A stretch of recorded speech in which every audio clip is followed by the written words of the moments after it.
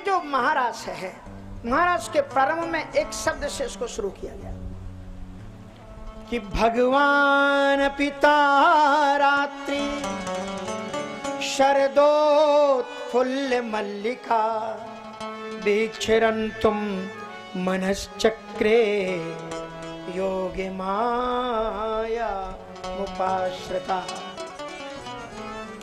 भगवान अपनी तारात्रि कहकर के उस रात्रि की, शरद रात्रि की जो पूर्णिमा है उसकी विशेषता की ओर संकेत किया। वो साधारण रात्रि नहीं थी, 1 महीने के बराबर ये रात्रि। भगवान ने प्रकृति का नियम केवल 2 बार बदला है। या तो जब राम का जन्म हुआ तब प्रकृति बदल गई, मास दिवस कर दिवस भाव मरम न जाने कोय, रथ समेत रवि था कि उर्त निशा कवन विधि होए। और फिर यहाँ पर एक रात्रि 1 महीने के बराबर हुई है। भगवान पिता रात्रि, और अपि शब्द करके विशिष्टता, भगवान अपि, भगवान ने भी मनश्चक्र। यद्यपि वेद कहते हैं कि परमात्मा अमना है, प्रकृति से रहता है, लेकिन अमना आप कैसे कह सकते हैं? श्रीमद् भागवत के तो प्रारंभ में ही जो पहला ही श्लोक है, जन्माद्यस्य तोन्वयादि तरतश्चार्थेषु विज्ञस्वराट् तेने ब्रह्म हृदय आदि कवये मुह्यन्ति यत् सूर्या। और इसी में लिख दिया गया कि संकल्प मात्र से उसने ज्ञान दिया, संकल्प बिना मन के हो ही नहीं सकता। इसलिए अमनामर भगवान कैसे हो जाएगा? भगवान पिता रात्रि शरदोत्फुल्ल मल्लिका वीक्षरन्तुम मनश्चक्रे योगी मायाम उपाश्रिता। भगवान ने भी मन बनाया। भगवान ने किस लिए मन बनाया? का वीक्षरन्तुम मनश्चक्रे, रत क्रीड़ा रासलीला करने के लिए उन्होंने मन बनाया। क्या क्या देख करके? कहते हैं शरदोत्फुल्ल मल्लिका, शरद ऋतु को देख करके, शरद ऋतु की पूर्णिमा को देख करके, विकसित पुष्प कुंजों को देख करके, जमुना जी के परम पावन पुलन तटों को देख करके। और ये महाराज अगर दुनिया में कहीं हो सकता है तो केवल श्रीमद् वृंदावन धाम में हो सकता है, क्योंकि जिन जिन चीजों को देख करके गोविंद का मन महाराज के लिए हुआ, ये केवल वृंदावन में ही प्राप्त हो सकती हैं, अन्यत्र इन उपलब्धियों को प्राप्त करना कठिन है। इसलिए वीक्षरन्तुम मनश्चक्रे योग मायाम उपाश्रिता, योग माया का आश्रय ग्रहण किया। तो भगवान को माया, तो ये वो माया नहीं है, योग माया है। क्योंकि माया का जो अर्थ है, माया कृपायाम दंभेचा, माया के 2 अर्थ है, कृपा और दंभ। दंभ वो है जो मिथ्या धम्म के कारण, बनावटी स्वरूप के कारण जो चीज नहीं है वो चीज बनने की प्रस्तुतिकरण करने के कारण ईश्वर से जो दूर ले जाए, इसका नाम है दंभ। और जो भगवान के निकट ले आए उसका नाम है कृपा। माया कृपायाम दंभेचा, दोनों ही रूप हैं इसमें। और भगवान की माया दोनों रूप में ही संसार के लोगों को प्रभावित करती है। क्योंकि लक्ष्मण जी महाराज ने पूछा है, राम जी ने उत्तर दिया है कि विद्या अपेरे अविद्या दो, विद्या पर अविद्या दो, विद्या पर अविद्या दो, विद्या पर अविद्या दो। तो जो दंभ है, दंभ के रूप में जो माया है वो कैसी है? एक दुष्ट अतिशय दुख रूपा, एक दुष्ट अतिशय दुख रूपा, जावस जीव परा भव को, जावस जीव परा भव को। एक दुष्ट, यही है दंभ। इसलिए योग माया, वो माया जो परमात्मा से योग करा दे, और परमात्मा से योग वही करा सकता है जो परमात्मा से मिला रहता हो। और कभी भी श्री किशोरी जी का अंग संग भगवान श्याम सुंदर का देखना, उनके जो चित्र होते हैं, ऐसी किशोरी जी तिरछी चितवन से लाडले लालजू को निहारती रहती हैं। उनके नेत्र मानो गोविंद के नेत्र में मिलकर के एकाकार हो गए हैं। मिले ही रहत मानो कबहू मिले ना, ऐसा लगता है कि मानो कि वो कभी नहीं मिले। इस तरह से ये लालसा जीवन में उठे। इसी उत्कृष्ट साधना का नाम ही राधा है, और वही राधा भगवान से आपको मिला सकती है। तो योग माया उपाश्रिता, यहाँ दूर नहीं करना था। उनकी जो ब्रजांगनाएं वास्तविक भक्त हैं, उन्हें और पास में लाना था। और उस समय प्रकृति भी सत्य श्यामला भगवान शब्द कहकर के ये जनाया। श्रीमद् भागवत की 2 लीलाएं ऐसी हैं जिससे श्रवण करके अच्छे अच्छे श्रोताओं के मन में भी प्रश्न पैदा हो जाते हैं। महाराज की लीला के प्रारंभ में ही परीक्षित को ही प्रश्न हो गया है कि क्या भगवान ने ये जो लीला की ये ठीक की? परदारा भी मर्षिता, धर्म की स्थापना के लिए जो भगवान अवतार लेकर के आए, वो पराई स्त्रियों के संग में अंग संघर्षण और उनके साथ में नृत्य कर रहे हैं। तो इसलिए ये कथा आपको बहुत प्रश्न पैदा करे। इसके पहले ही एक बड़ा महत्वपूर्ण शब्द दिया है, और वो महत्वपूर्ण शब्द है भगवान। कि ध्यान रखना, ये जो लीला जो कर रहा है, ये सांसारिक के व्यक्ति की लीला नहीं है। ये कौन कर रहा है लीला? ये वो भगवान है। भगवान किसे कहते हैं? कहा जो खड़ैश्वर्य संपन्न हो उसे भगवान कहते हैं। ऐश्वर्य से समग्र धर्म यशस्रिय ज्ञान वैराग्योश्चैव भगवान खड़ इतीर्ण। भगवान किसे कहते हैं? जिसके पास में ये 6 चीजें हो। ऐश्वर्य, ऐश्वर्य हो उसके पास, और ऐश्वर्य भी इसके साथ में एक शब्द दिया है, ऐश्वर्य से समग्र से। ऐश्वर्य से लगा हुआ शब्द है समग्र। समग्र मानी समग्रता पूर्वक। और ये जो समग्र शब्द है, ये 6 चीजों में है। ऐश्वर्य से, समग्र से, धर्म से, यशस्रिय। ऐश्वर्य हो तो समग्रता पूर्वक ऐश्वर्य हो। अगर अमेरिका का राष्ट्रपति अगर धनाढ्य होगा या उसका ऐश्वर्य होगा, केवल अमेरिका के बॉर्डर के अंतर्गत ही होगा, बाहर नहीं होगा। लेकिन हमारे भगवान श्याम सुंदर की ऐसी दुनिया में कौन सी कंट्री है जहां पर लोग हरे रामा हरे कृष्णा कह करके झूम रहे हैं? सर्वत्र उसका ऐश्वर्य। ऐश्वर्य से समग्र से धर्मस्य, धर्म भी गोविंद में समग्रता के साथ है। थोड़ा थोड़ा अंशभूत तो धर्म बहुत से लोगों में आ जाता है। जैसे हरिश्चंद्र के पास, हरिश्चंद्र जी के पास में धर्म केवल दान के रूप में ही है, लेकिन वो भी कोई एक प्रसंग है। अन्यथा श्रीमद् भागवत के 9वें स्कंद में उतना समय नहीं था, नहीं सुनाया, नहीं सुना। शैप आदि की जो कथाएं राजा हरिश्चंद्र की हैं, कितना झूठ बोले हैं विश्वामित्र जी से, वो आप खुद पढ़े। कह दिया था कि मैं बच्चे को दे दूंगा, फिर उन्होंने कैसे कैसे बहाने बनाए, वो आप खुद आप प्रसंग को पढ़िएगा। इसलिए धर्म भी हो तो समग्रता पूर्वक है। श्री राम जी के लिए कहा गया है, श्री रामो विग्रहवान धर्म। विग्रहवान वो धर्म की प्रतिमा है। दीपावली के टाइम पर कुछ माताएं अपने घर में खिलौने बनाती होंगी या लाती होंगी। किस चीज के खिलौने होते मालूम है? चीनी के, शक्कर के बने हुए। मान लो शक्कर का बना हुआ आपके पास में हाथी है, तो बोलो किस तरफ से खाने में ज्यादा मीठा होगा? मुख की तरफ से कि पूंछ की तरफ से? क्योंकि सर्वत्र चीनी ही चीनी है, तो एक ही जैसा रस होगा। ऐसे ही परमात्मा राम और कृष्ण के चरित्र को चाहे बालकाल से देख लो, चाहे समापन पर देख लो, सर्वत्र धर्म ही धर्म है। क्योंकि रामो विग्रहवान धर्म। ऐश्वर्य से समग्र से धर्म से यशस्या, उनकी कीर्ति गावे वेद जासु जस लीला। वेद भी जिनकी कीर्ति का गान करते हुए विश्राम को नहीं पाते।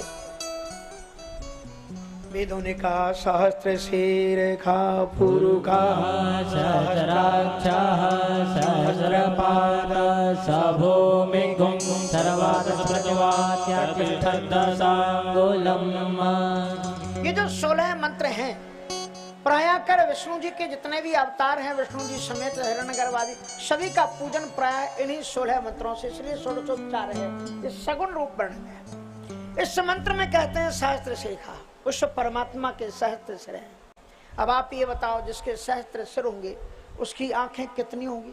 2000 तो होंगी ना।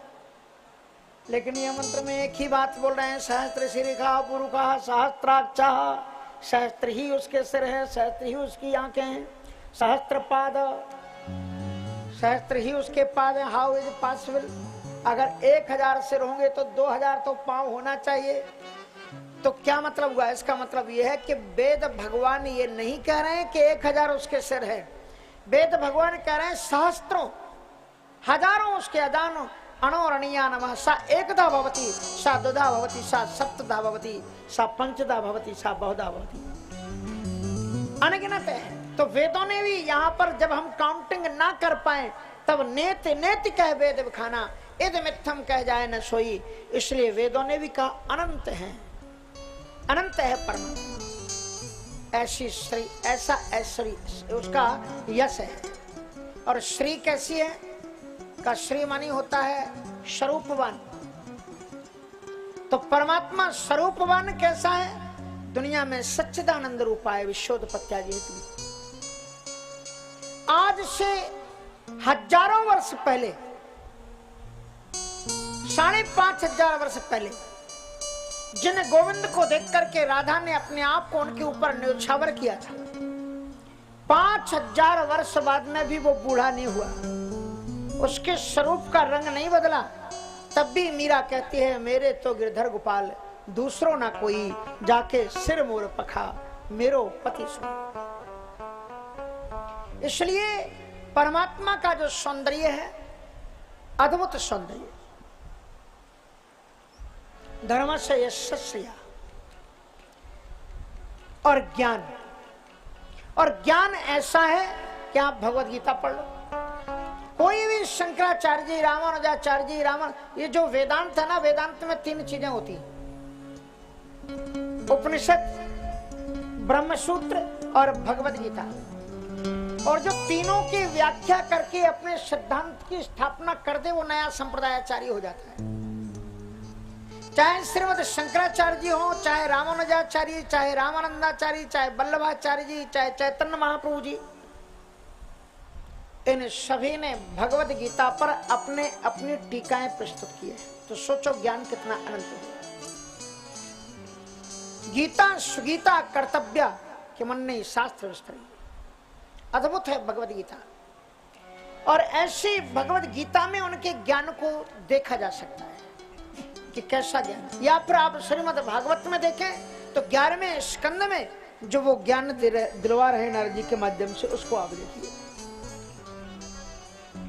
इसलिए अनंत ज्ञान के भंडार है वो। गीतामृत दोहे नमः। तो इसलिए ज्ञान वैराग्य, और वैराग्य ऐसा है गोविंद के अंदर में कि वो 1 मिनट में निर्णय लेते हैं और गोकुल को छोड़ करके मथुरा चले जाते हैं। गोपियां रहती रह जाती, रोती रह जाती, थोड़ी भी आसक्ति उनको रोकते नहीं है। 16,108 रानियां हैं, पर करने न शेखू, एकमात्र भी कोई भी उनके मन को अपकृष्ट न कर सका। ऐसा वैराग्य उनके जीवन में है।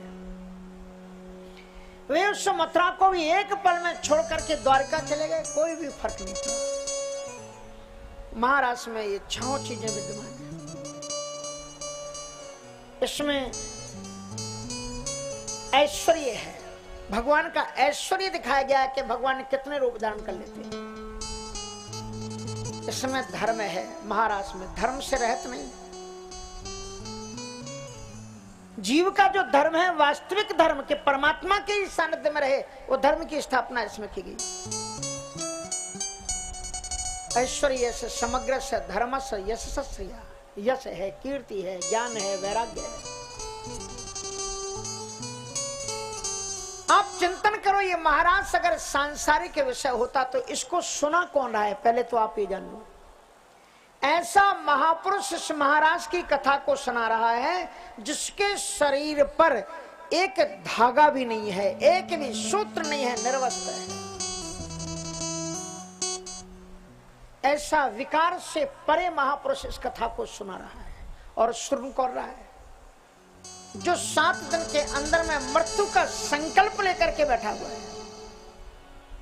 कि मुझे मृत्यु को वर्णन करना है, और जिसको 7 दिन में मृत्यु का वर्णन करना है वो कोई युवक युवती के प्रेम प्रसंग की कथा को सुनेगा, कहेगा कि उनको प्रेम कहानी सुना दो उनको।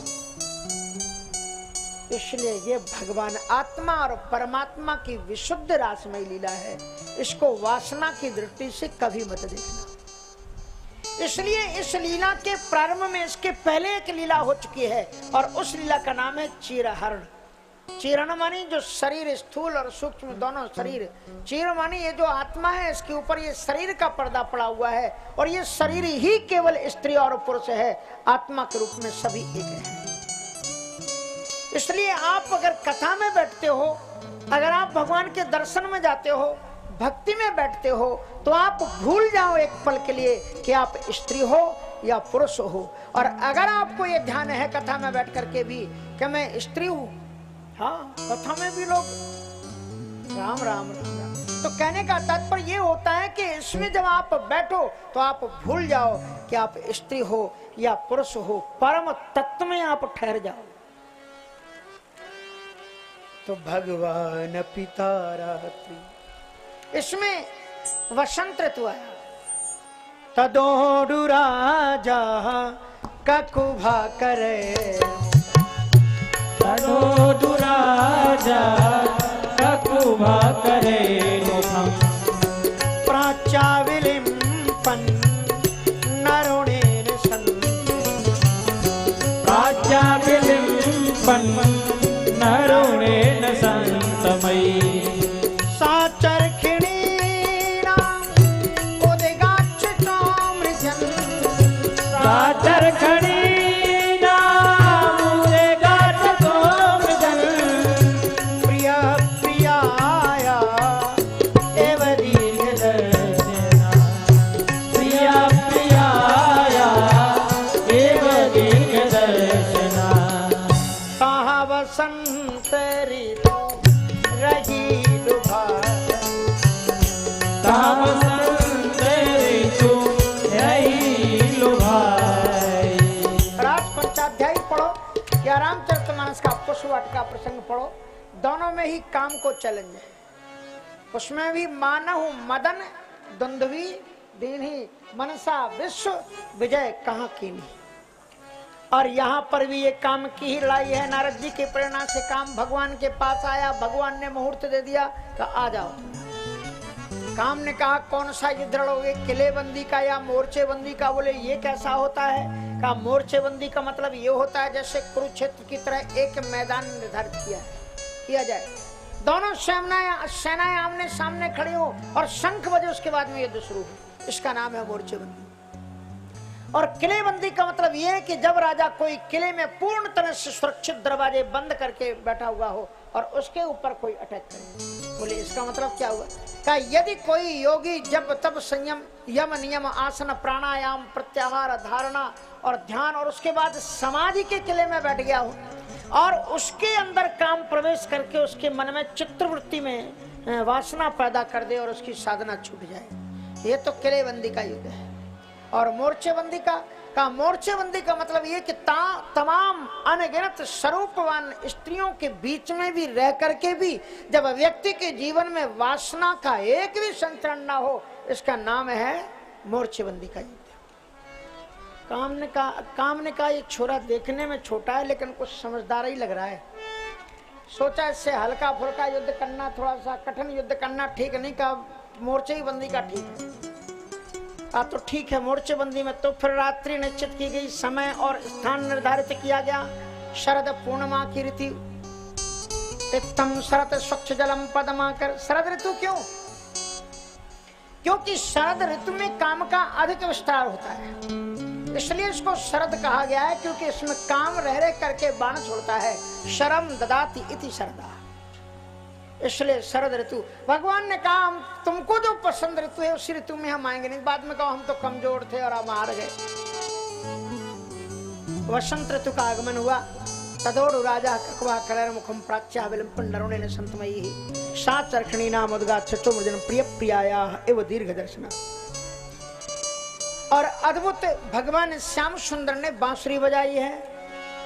ऐसी बांसुरी बजाई, श्याम तेरी बंसी बजे धीरे धीरे, श्याम तेरी बंसी बजे धीरे धीरे, श्याम तेरी बंसी बजे धीरे, श्याम तेरी बंसी बजे धीरे धीरे, बजे धीरे धीरे हो जमुना के तीरे, बजे धीरे धीरे हो जमुना के तीरे, बजे धीरे धीरे हो जमुना के तीरे, बजे धीरे धीरे हो जमुना के तीरे, तेरी बंसी बजे, श्याम तेरी बंसी बजे धीरे धीरे।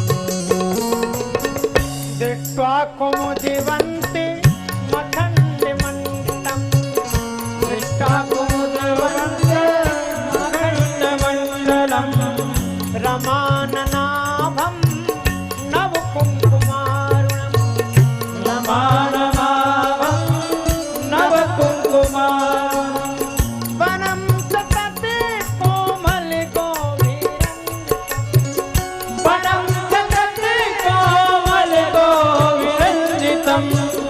जगौकलम्बां दृशं मनोहरं, जगौकलं दृशं मनोहरं, श्याम तेरी बंसी बजे धीरे, श्याम तेरी बंसी बजे धीरे धीरे, बजे धीरे धीरे हो जमुना के तीरे, बजे धीरे धीरे हो जमुना के तीरे, श्याम तेरी बंसी बजे धीरे धीरे, श्याम तेरी बंसी बजे धीरे धीरे, निशम्य गीतं तदनङ्गवर्धनं, निशम्य गीतं तदनङ्गवर्धनं, व्रजस्त्रियकृष्ण गृहीतमानसा, व्रजस्त्रिया कृष्ण गृहीतमानसा, आजग्मुरन्योन्ये मलक्षितोऽतिमा, आजगुरन्योने मलोचितोत्तमा, यत्रिकान्तो जवलोलकुण्डला, सयत्रकान्तो जवलोलकुण्डला, श्याम तेरी बंसी बजे धीरे धीरे, श्याम तेरी बंसी बजे धीरे धीरे। यद्यपि मेरे गोविंद ने ये जो गीत बताया तदनंग वर्धनम, इसका आचार्यों ने अर्थ ये भी किया, अनंग माने प्रेम, प्रेम अनंग होता है, स्वरूप रहित होता है, लेकिन ज्यादातर अनंग का अर्थ काम ही है। अनंग माने काम होता है, जब काम जल गया उसके बाद में अनंग उसका नाम हुआ। रामचरितमानस में लिखा हुआ है कि बिनु बपु व्यापहि सबहि पुनि सुनने जे मिलन प्रसंग, तो ये अनंग वर्धन। तो भले ही तुम कहीं पर भी रहो, कोई भी चेष्टा भी करेगी तुम्हारे जीवन में अनंग वर्धन हो जाए, तो भी तुम उसमें गोविंद के ही प्रेम को तलाशना। निशम्य गीतम तदनंगवर्धनम। ब्रजांगनाओं ने अपना अपना नाम सुना, मानो कि गोविंद बांसुर की कलरव से उन्हें आहूत कर रहे। गोपियां ब्रजांगनाएं दौड़ी तो किस लिए दौड़ी? अनंग की प्राप्ति के लिए, काम की प्राप्ति के लिए। ब्रज स्त्रिया कृष्ण ग्रहीत मानसा। नंदनंदन श्याम सुंदर की प्राप्ति की अभिलाषा से ही वो दौड़े। और आजगमुरन्योन्यमलक्षितोद्यमा। और ये ब्रजांगनाएं भी कौन है? त्रेता के वो ऋषि मुनि लोग हैं जो राम के माधुर्य स्वरूप को देखकर न्यौछावर हो गए थे, जो पति के रूप में उन्हें प्राप्त करना चाहते थे। भगवान ने उन्हें ही गोपी के रूप में द्वापर में बुलाया है। बड़े बड़े ऋषि मुनि लोग हैं। यह वेदों की वो ऋचाएं हैं जो 16,000 ऋचाएं हैं जो कहती हैं कि हमारा आश्रय ग्रहण करके साधक आप तक पहुंच जाते हैं, लेकिन गोविंद हमें ही आप नहीं मिले। कहा आ जाओ महाराज। तो ये गोपियां श्रुति रूपाएं, ऋषि रूपाएं, अलग अलग साधक रूपाएं, सिद्धि हैं, सिद्धियां थी। यहाँ पर सुखदेव जैसे आचार्य भी गोपी बन करके खड़े हुए हैं। इसलिए तो कहते हैं आजगमु, नहीं तो जगमु कह देते। जगमु माना चली गई, आजगमु मानी आ गई। और ये शब्द वही कहेगा जो व्यक्ति पहले से वहां उपस्थित हो, तब किसी को आते हुए देखेगा, कहेगा वो भी वहीं पर आ गया। तो इसका मतलब शुक्राचार्य जी महाराज पहले से वहां पर उपस्थित हैं। आजगमुरन्योन्यमलक्षितोद्यमैः। और कहां पर? सयत्र कांतो जवलोलकुंडलाः। ध्यान रखना, ये वही गोपियां हैं जिनके गोविंद कांत हैं, पति हैं। वो अपने पति के ही पास में गई हैं। सयत्र कांतो जवलोलकुंडला। और श्याम सुंदर की बांसुरी को श्रवण करके इतनी तीव्रता का भाव उनमें उठा है कि द्वंतो ययु काश्चित् दोहम हित्वा संस्काः पयोधि श्रुत संज्ञा व मनदवास्या परायु परिवेश्यन्तस् तद्दित्वा पाययन्तः सूनपया शुश्रूषन्ता पतिन काश्चित् दशनन्तो पार्श्वं। कोई गाय को दुह रही थी तो उन्होंने मटकी वहीं पर छोड़ी और भाग खड़ी। तो क्या रात को 12 बजे मटकी दुह रही थी? वो गाय नहीं, सामान्य गाय नहीं दुह रही थी। सर्वोपनिषदो गावो दुग्धा गोपाल नंदना। वो ऋषियां हैं, इसलिए उपनिषदों का तत्व चिंतन कर रही थी। तो आप अगर उपनिषदों को पढ़ रहे हो, उपनिषदों का तत्व चिंतन कर रहे हो, उसका उद्देश्य क्या है? परमात्मा की प्राप्ति। और जब वो परमात्मा खुद ही कृपा की बांसुरी बजा करके बुलाए, तो फिर उपनिषदों को पढ़ने की जरूरत क्या है? उनको रखो और भाग चलो गोविंद की ओर, जहां वो बांसुरी बजा रहा है। इसलिए उन्होंने वहीं पर मटकी रखी। बात शुश्रूषन्ता पतिन काचित् दशनन्ते उपास्य भोजनम। कोई पति को भोजन करा रही थी, और जब परम पति की आवाज आई तो जाके प्रिय नराम वैदेही तजिए ताहे कोटि बैरी संभाग खड़ी। कोई काजल लगा रही थी तो आंख तक, कान तक सुरमा खिंचती हुई चली गई। हाथों के कंगनों को पांव में अड़काया और पांव के कड़ों को हाथ में डाल करके गोस्वामी जी ने इसको एक ही लाइन में लिख दिया जनकपुर वासियों के सामने कि धाये धाम काम सब त्यागी और मनहु रंग निधि लूटन लागी। ऐसी आतुरता जब तक आपके जीवन में नहीं बढ़ेगी, व्याकुलता जब तक आपके जीवन में नहीं आएगी, तब तक परमात्मा की प्राप्ति होगी नहीं। और जिनके पतियों ने उन्हें रोकने की कोशिश की, वे शरीर से समाधि अवस्था में पहले ही गोविंद के महाराज में जाकर के सम्मिलित हो गए। गोविंद ने उनको आया हुआ देख करके उन्होंने पूछा कि हे देवियों, आपका आगमन बहुत सुंदर है। स्वागतम भो महाभागा प्रियम किम करवाणि वह ब्रजस्यानामयम कच्चित् ब्रूतागमन कारणम। आपका स्वागत है, कैसी पधारी, कृपा करके मुझे बताइए। ये अर्धरात्रि है और श्रेष्ठ कुल मर्यादा में रहने वाली स्त्रियां कभी भी अर्धरात्रि के समय पर अपने पत्नी पुत्र परिवार, अपने पति पुत्र परिवार घर को छोड़ करके रात्रि में बाहर नहीं निकलती। गोविंद ने यहाँ पर पूरा उपदेश दिया है पतिव्रत धर्म का। रजन्य सा घोर रूपा गौर सत्तु निसेविता प्रतियात ब्रजम ने हस्ते हम स्त्री भी सुमध्यमा। घनघार अंधकारमयी रात्रि, इसमें आप कैसे आए? आप तो श्रेष्ठ कुल संपन्न हो। अच्छा चलो, पूर्णिमा की चांद की चांदनी में आपका मन किया होगा कि ब्रजभूमि की बनाटवी की उससे सुंदर प्रकृति विहार का दर्शन करके आ जाएं। इसलिए अगर आप आ गई हो, धोखे से अगर हम आपको दिख गए हैं, तो हम आपको एक परामर्श देते हैं।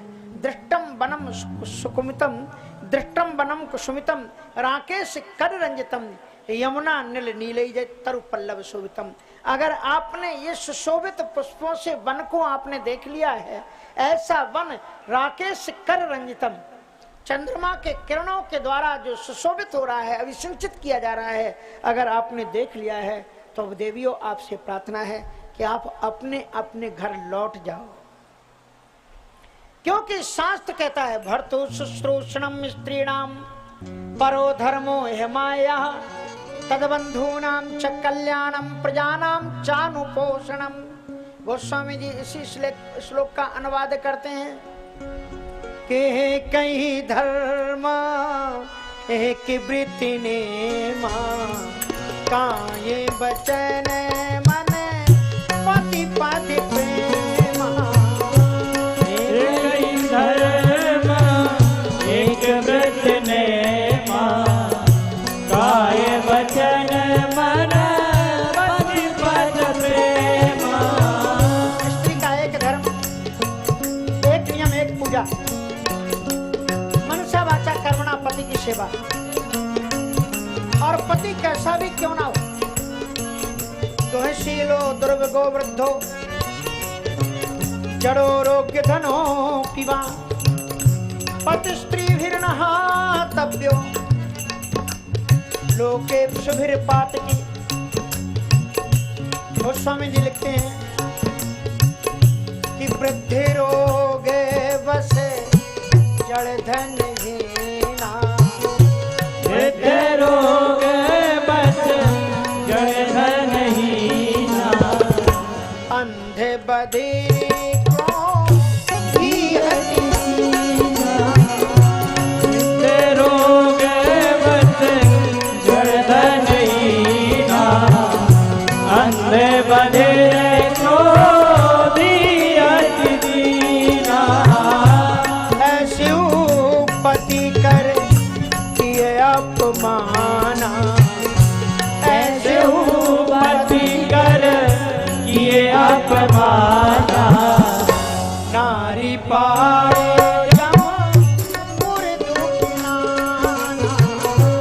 ऐसे पति कर किए अपमाना, नारी पाओ पूरे दुख नाना। दुशीलो द्रवगो वृद्धो जड़ो रोग धनु पीवा। कैसा भी पति हो, ऐसे भी पति का अपमान करने पर स्त्री को यमलोक में विभिन्न यातनाएं सहनी पड़ती हैं। इसलिए क्षण सुख लाग जन्म सतकोटि, तही सम नारी कहो को खोटी। बहुत सुंदर वर्णन किया है। और ध्यान रखना व्रजांगनाओं, आप तो श्रेष्ठ कुल की हो, और जो अच्छे कुल की पैदा हुई स्त्रियां होती हैं, उनका मान सम्मान ही उनके जीवन में सबसे बड़ी धन होता है। यश कीर्तन सजीवती। और अगर आपकी ये कुर्ती यहाँ पर लुट गई, अगर आपको किसी ने देख लिया कि आप अंधेरे में कहीं से आ रहे हैं, तो आपके ऊपर जो लांछन लगेंगे, आपका जो अपयश होगा, उससे आप फिर क्या जीवित रह पाएंगी? इसलिए अस्वर्गम अयसस्यम च फलगम कृच्छम भयावहम जुगुप्सितम च सर्वत्र औपपत्यम कल स्त्रियाः। श्रेष्ठ स्त्रियों का अपमान और उनके ऊपर लांछन मौत के समान होता है। इसलिए आप अत्यंत शीघ्र यहाँ से लौट जाओ। गोविंद के इन वचनों को सुनकर कानों में भयानक दर्द गोपियों को हुआ। अप्रिय कारण शब्द लगे। इत विप्रिय माकर्ण्य गोपे गोविंद भाषितम विषण्णा भग्न संकल्पा चिंता मातुर दुरत्याम। बहुत विपन्न होकर के, विकल होकर के वो रोने लगी। और फिर उन्होंने कहा कि देखो, अगर इनसे हमने उत्तर नहीं दिया तो ये प्रश्न पर प्रश्न करते रहेंगे। इनका स्वभाव है कुछ ज्यादा बात करना। इसलिए सखी ने कहा इनको उत्तर देना शुरू करो। और फिर शास्त्रियों ने कहा आ जाओ तुम शास्त्रार्थ कर लो हमसे। गोविंद को चैलेंज दे दिया कि आ जाओ हम तुमसे शास्त्रार्थ करेंगे। कहा कैसे शास्त्रार्थ करोगे? अपने सबसे शास्त्रार्थ करेंगे। पहले तो हमारा आइडेंटिटी कार्ड देख लो। हाँ। हम साधारण नहीं है। पहले इस श्लोक में उन्होंने अपना आइडेंटिटी कार्ड दिखाया कि आप हमारा आधार कार्ड देखिए, क्या परिचय है तुम्हारा। तो उन्होंने बड़ा सुंदर अपना परिचय दिया है।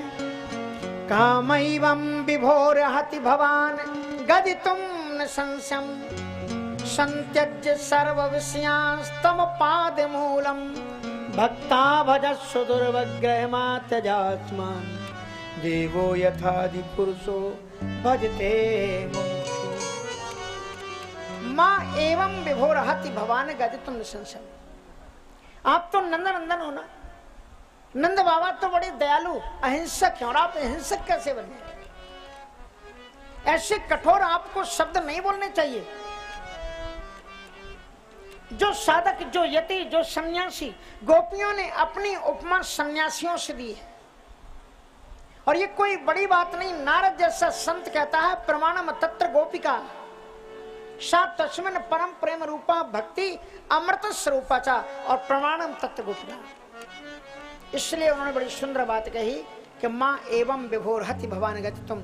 जिन सन्यासियों ने घर परिवार सब कुछ ये सोच करके छोड़ दिया हो कि सबका मूल एकमात्र परमात्मा के चरणों का आश्रय है, सब कुछ आपके चरणों को मान लिया हो और सब कुछ छोड़ करके मुमुक्षु आपके शरणागत आ गया हो, क्या उससे आपको यही शब्द बोलने चाहिए कि आप चले जाओ, धर्म की आप रास्ता दिखा रहे। मैं ये मानता हूं कि उत्तर पूर्व उपनिषद में पूर्वोत्तर वलीय से उत्तरोत्तर वलीय से जो पूर्व में कही गई बात होती है, उत्तर में उसके बाद में जो बात कही जाती है वो ज्यादा महत्वपूर्ण होती है। इसलिए हमारे यहाँ व्याकरण में आता है सपाद सप्ताध्यायी प्रति त्रिपाद सूत्रम अशुद्धम। इसलिए जो है यहाँ पर थोड़ा सा उसका संज्ञान लेकर के चलते कि जो आपने बात पूर्व में कही और बाद में कही, तो आपने आज सुबह निर्णय लिया 8 बजे कि आज हमें लखनऊ जाना है, बहुत महत्वपूर्ण काम है और वहां मुझे जाना है। और 1 बजे आपने निर्णय लिया कि नहीं, ये तो सब काम वाम लगे रहते हैं, हमें तो कथा में सुनने जाना है। तो बोलो ज्यादा महत्वपूर्ण बात कौन सी मानी जाएगी, पहली वाली कि बाद वाली? जो बाद में निर्णय लिया वही ना। इसलिए कानून में भी है कि पहले अगर 2-3 वसीयत लिख दी गई हो तो जो लास्ट वाली होती वही मान्य होती, पहले वाली मान्य नहीं होती। गोविंद, हम आपकी बात को मानते हैं, लेकिन आपने भगवत गीता के 3रे अध्याय में क्या कहा है? आपने ही, गोपियों ने भगवान के ही शब्दों में फंसा दिया भगवान को। क्या भगवत गीता के 3रे अध्याय में आप कहते हैं स्वधर्मे निधनम श्रेयः परधर्मो भयावह। अपने धर्म पर मर मिट जाना चाहिए, अपने धर्म का परित्याग नहीं करना चाहिए। पर गोविंद, आपने 18वें अध्याय में अर्जुन से क्या कहा है कि सर्वधर्मान परित्यज्य मामेकम शरणं व्रज अहम तो सर्व पापेभ्यो मोक्षयिष्यामि मा शुचः। क्या आपने, आपके ही शब्द हैं कि नहीं? आपने ही 3रे अध्याय में कहा कि धर्म पर मर मिट जाना चाहिए, लेकिन आप ही गारंटी लेते हो कि अगर मेरी शरणागति आते हो तो सर्वधर्मान परित्यज्य मामेकम शरणं व्रज। मैं गारंटी देता हूँ अहम तो सर्व पाप्य। वो कौन सा पाप? ये जो तमाम पिता का पुत्र के प्रति कर्तव्य, पत्नी का पति के प्रति कर्तव्य, और ये जो तमाम दायित्वों की बात है, ये जो क्या है ना, इसलिए परम धर्म में सामान्य धर्म विलीन हो जाते हैं। इसलिए ये बात कोई बनती नहीं है।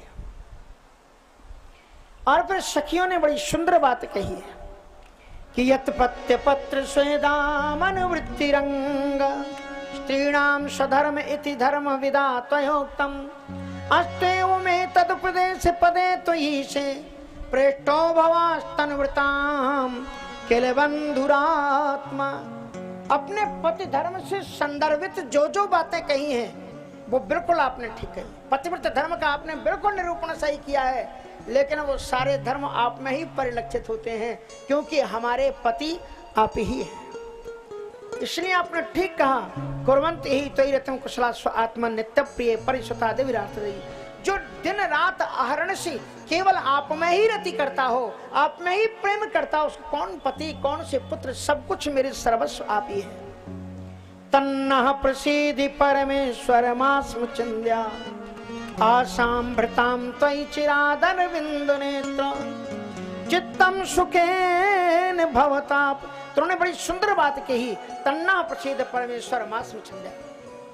आसाम्भृतां त्वयि, हमारे नेत्रों की एकमात्र आशा आप हैं, हमारे हृदय की अभिलाषा केवल आप हैं, फिर भी आप बार बार कह रहे हैं चले जाओ। तो क्या हमारा आगमन आपको अच्छा नहीं लगा? हमें तो ये लगता था, जब भी हम देखते थे आप देख के मुस्कुराते थे, तो हमें ये लगता था कि आप हमसे प्रेम करते हो, हमारे आगमन से आपको सुख की प्राप्ति होगी। तो क्या हमारे आने से आपको सुख नहीं मिला? तो हम चले जाएं क्या? तो गोविंद ने कहा यही तो हम बार बार कह रहे हैं, और कह क्या रहे हैं? तो कहा ठीक है चले जाएंगे, फिर आपने जो हमारी एक चीज ले रखी है वो आप मुझे वापस कर दो। बोले मैंने क्या ले रखा है आपका? कहा चित्तम सुखेन भवता हृतम गृहेषु। हम तो वैसे ही काम काज में, घर के काम काज से इतनी फुर्सत ही गोविंद कहाँ मिलती है, घर में ही मग्न थे। लेकिन आपने धीरे धीरे अपनी फूकनी फूक फूक करके, जो हमने अंदर में हृदय में जिस आग को बुझा करके दबा करके रखा था, आपने उसे जलाया है। अब आप उसे शांत करो।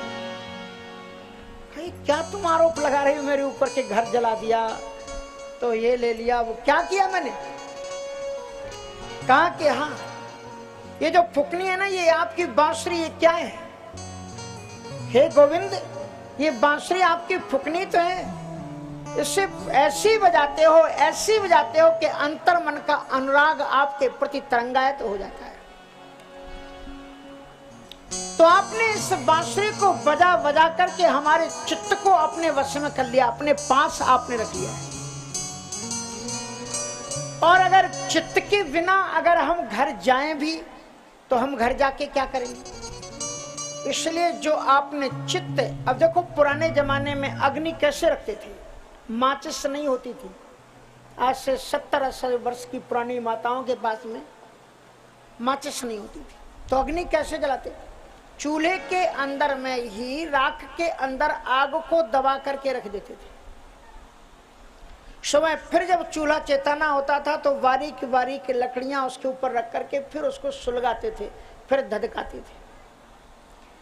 ब्रजांगनाएं कहते हैं हमने अपनी मन की कामना की आग को दबा करके रखा हुआ था, लेकिन आपने इस बांसुरी को फूंक फूंक करके उसको जगा दिया। अब हम दग्ध हो रही, विदग्ध हो रही, इसलिए यह निर्वसत्युत्करावपि गृह्य कृत्य। अब उसको ना रहने पर, मन के ना रहने पर हम घर जाकर अगर जाएं भी तो क्या करेंगे बिना मन के जाकर के? कोई मतलब नहीं। इसलिए सुखाद्योपलब्धि साधनेन्द्रिय मना, वो चित्त तो आपके पास। पादौ पदौ पादौ पदम न चलतस्तव पादमूलात्। एक भी कदम आपको छोड़ करके मेरे कदम आगे बढ़ने के लिए तैयार नहीं है। यामः कथम ब्रजमथो करवाम किंबा, मैं किस लिए ब्रज को जाऊं? और फिर बिना मन के हम जाकर के घर में भी गोविंद करें तो करें क्या? तो गोविंद ने कहा अच्छा ठीक ठीक बात बोलो, तुम चाहती क्या? अब गोविंद जो कहलवाना चाहते थे गोपी से, नहीं तो बाद में आरोप लगाते थे, इसलिए उन्होंने कहा कि आप चाहती क्या हो? तो ब्रजांगनाओं ने कहा सिंचांगन स्वधरामृतपूरकेण हासावलोक कलगीत जहच्छयाग्निं नो चेद्वयं विरह जाग्निपयुक्त देहा ध्यानेन याम पदयोः पदवीं सखेते। अब जो हमारी अग्नि दग्ध हो चुकी है, सिंचांगन स्वधरामृतपूरकेण, अपने अधामृत सुधारत से अभिसिंचित करके उसे शांत कीजिए। इसके अलावा कोई भी हमें शांति का ध्यानेन याम पदयो पदवी में सखेते।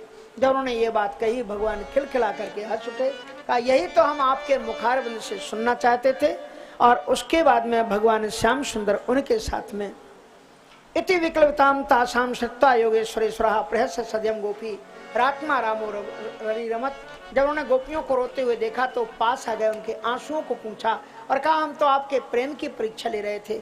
उसके बाद में गोविंद ने उनके साथ में महाराज शुरू किया।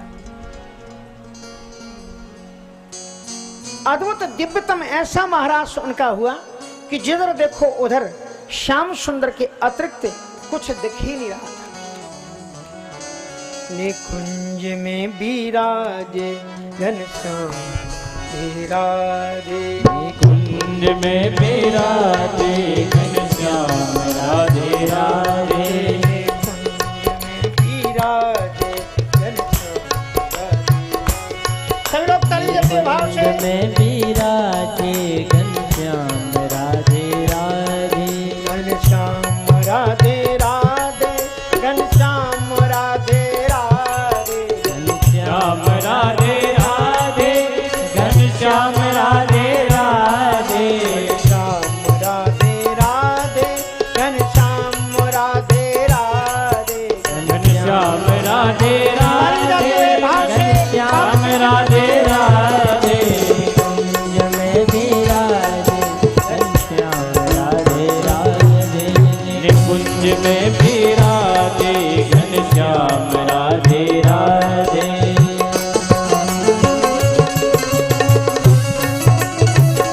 जय जय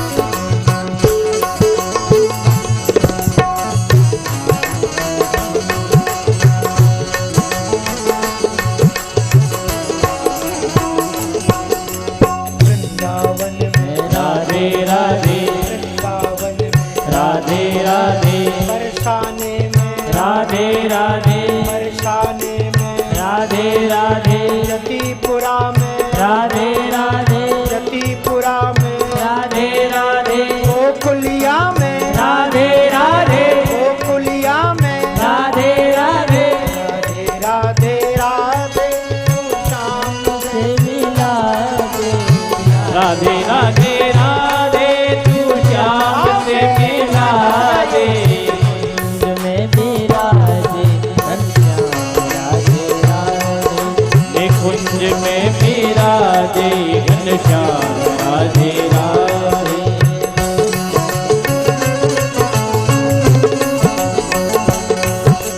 सर्वत्र अभी श्याम की छवि है। राधा माधव निकुंज में विराज रहे हैं कक्कड़ में।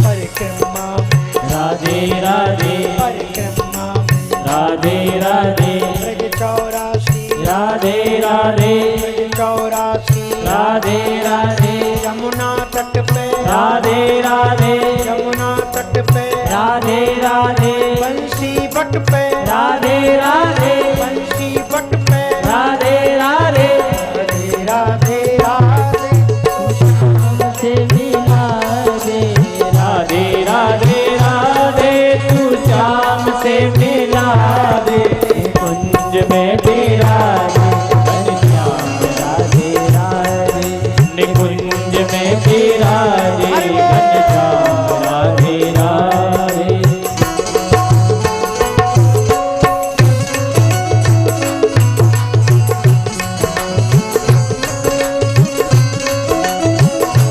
जय जय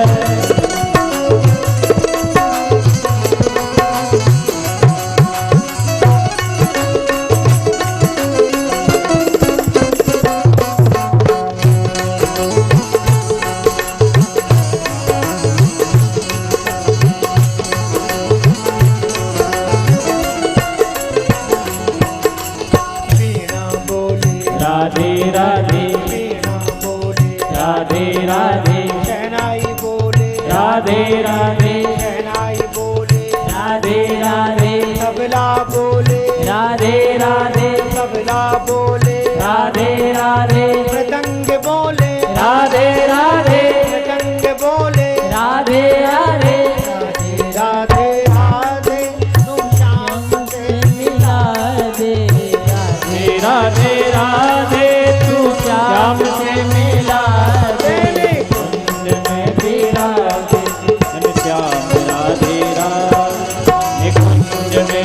राधे घनश्याम राधे राधे।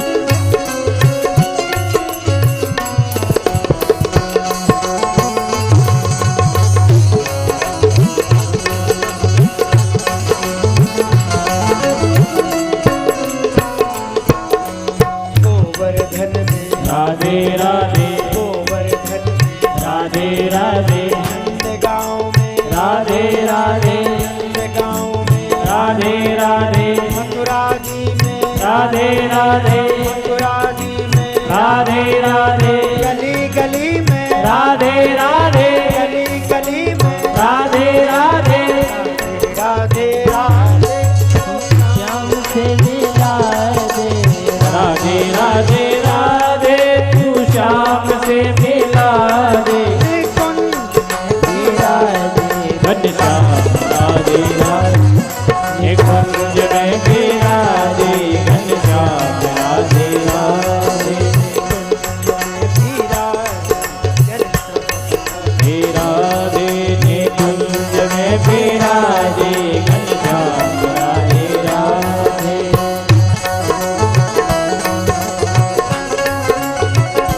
जय जय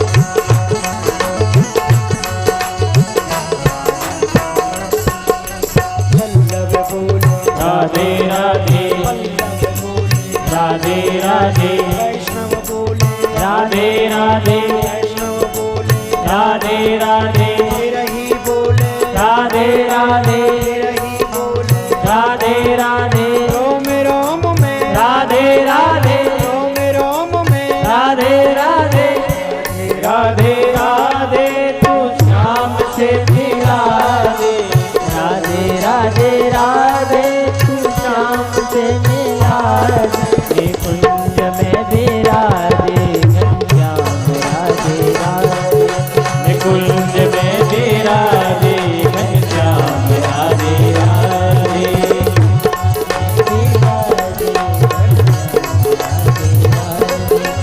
कुंज में विराजे घनश्याम राधे राधे श्री राधे जय जय श्री राधे जय जय श्री राधे बाहु प्रसार परिरंभ कराल कोरु निविष्टना लवन नरम नखाग्रपातैः शूल्यावलोके हसतैर् ब्रज सुंदरीणाम् उत्तम भयन रतिपतिं रमयांचकार। ऐसी भगवान ने महाराज किया कि चारों तरफ ब्रज ब्रजांगनाओं के बीच में गोविंद नृत्य कर रहे हैं। रास भी तीन प्रकार का होता है। एक हल्लेशक नृत्य जिसमें एक ही गोप रहता है, उसके चारों तरफ बलैया लेती हुई ब्रजांगनाएं अपने भाव की अभिव्यक्ति करती हैं नृत्य में।